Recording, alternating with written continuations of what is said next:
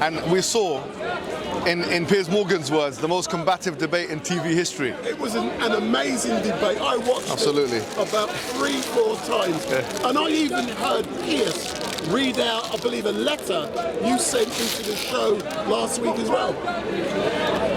That's right. So you're well known. But let's move on from them, talk about something that's really important. I was calling for you a couple of weeks ago, and I asked Ali Darwa to send a message, and I hope he did. That Little Street Mike wants to talk to you. And the reason why, when the riot started in Southport, I was there. I was in the middle of it, 24 hours after that the 3 young girls were murdered. I was there. When it went up, I was there. But the question I want to ask you, Mohammed, as you know, a fake message, fake information went out that the perpetrator was a Muslim. There was then foolishness being spoken about, and then people wanted to start burning mosques. From your point of view, you know, what did you think, feel and believe when people were calling on your religious locations to be burnt and destroyed? Well, I'll tell you what, I think you summarised it in a very good way. I think the timeline of events, the way you've just summarised it, is exactly what happened. You had false information come out, and then subsequently you had misdirection of anger to a community which had not even been implicated. Because this idea that he was an immigrant, this idea that he was a Muslim, all of these things were actually fake, you know. So I think it just is a contrivance of narrative. We've seen that the far right have tried to contrive this narrative and superimpose it by any means necessary onto the Muslim population. But I think it also shows one of the greatest failures of the far right in modern times, because they tried to do it on 2 different occasions. On the first occasion in Southport, they tried to do it and they failed, because it turned out the man was a Christian from Rwanda and he wasn't an immigrant. On the second occasion in Leicester Square, we saw that the person who actually came in to intervene was a Muslim. So to answer your question, I think to answer your question, it's clear for everyone to see that the far right have failed here tremendously. And I think the reason why that's happened is because there's an outside interference. And we can see people like Tommy Robinson. We can see you can academics like David Miller and others have looked at his streams of funding. He's an open Zionist, he's openly a Zionist. It's no, I think, coincidence that this is happening after the 7th of October. It's happening at the time after all these protests that we've seen that are pro-Palestine. I think it's a convenient distraction that has been put in place to try and vilify the Muslim community in Britain. But when people keep saying that the riots were caused by far-right people, in my opinion, the riots was a result of angry community coming out because they felt they had been failed by the system. And as a direct result of that, 3 girls got murdered. But they were reacting in anger. It was nothing to do with left and right. The community was angry. Is my interpretation wrong? No, I think some of it is true, but here's the truth of the matter also. I think there's a lot of self-anger, self-hatred. Look at the people that are coming out on the streets. Some of the stuff that we see in some of these cities in Britain, people are just smashing random cars, smashing random buildings, etc. I personally believe, and not to be Freud here, psychoanalyze the situation, that they're most angry with themselves.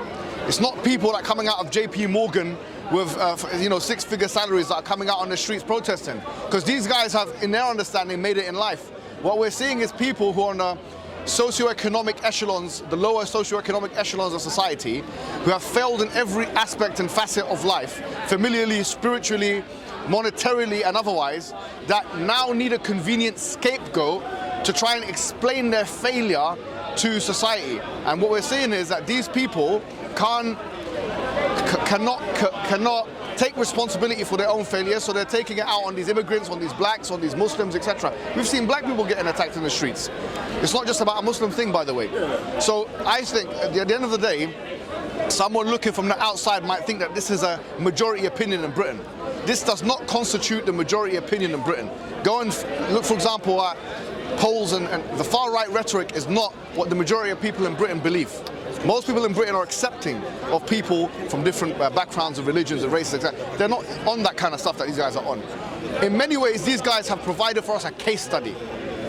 Because we've always heard on the news, oh, it's black people that are, you know, etc. It's Muslims or whatever. Now we're seeing white working class people. It shows you one thing, that the fundamental analysis of why criminality happens is not actually to do with race or religion. It's to do with socioeconomic status. People who have less money have less to lose, so they'll do stuff like that. If you want one predictor that would indicate to somebody why someone is more veered towards criminality or pathology or anything else, the predictor is socioeconomics. That's why whether it's a working class person that's from a black background in inner city London, or that's a working class background from a white background, the outcomes are similar. It's nothing to do with race or religion. So in many ways, the irony of the situation is these guys are coming out to try and show that it's the immigrants' fault, and by so doing, they've shown us that it's their fault. It's their problem. What do you have to say in regards to the sentence which was handed down to the grandmother last week, who was who made a post on Facebook calling for mosques to be damaged? I don't know the details of that. Right. Yeah, I can't comment on that. Fair enough. So, Mohammed, why is it we don't see you coming down here? I've been travelling. More often. I don't know. But everyone misses you. That's right. Because earlier on, we had the Nation of Islam who were here, and we noticed that you didn't come over to have a discussion. But what the brother Leo Mohammed said was during his absence over the last year, weeds had grown up, and he's come here today to chop the weeds, and you've turned up. Well, look, the Nation of Islam doesn't interest me. We're not in the 1960s anymore. Do you know what I'm trying to say? Like, after Malcolm X, I think that the Nation of Islam, especially what they've done to him, frankly, people are not interested in the Nation of Islam. So they can stand there and do their thing, but no one's interested. I'm not excited to talk to them. So final point, I know lots of people want to engage with you. Yeah. You know, as you look around, you're seeing men, women, lots of young people down here today. Yeah. Can you see Speaker's Corner getting better and better and better, and more people are engaging as a direct result of social media, or is something else happening by so many people being out here today? Are they attracted by you, Mohammed? I think they are. Look, honestly, this place, I'll be honest, if you look and do a count of how many people have watched what's happened in this park from around the world in different languages, we're talking about hundreds of millions, actually close to billions now. Do you know what I'm trying to say? So like, for example, a lot of the channels that are recorded now, SC Dawa Middle East, I think there's like 400 million channel views for that. You know, like SC Dawa, I don't know, a couple hundred millions. Do you know what I'm trying to say? If you add it all up, the Malaysian language, the Russian language, this, that, and the other, it adds up to about 1 billion channel views. So what we've got here is something special, you know?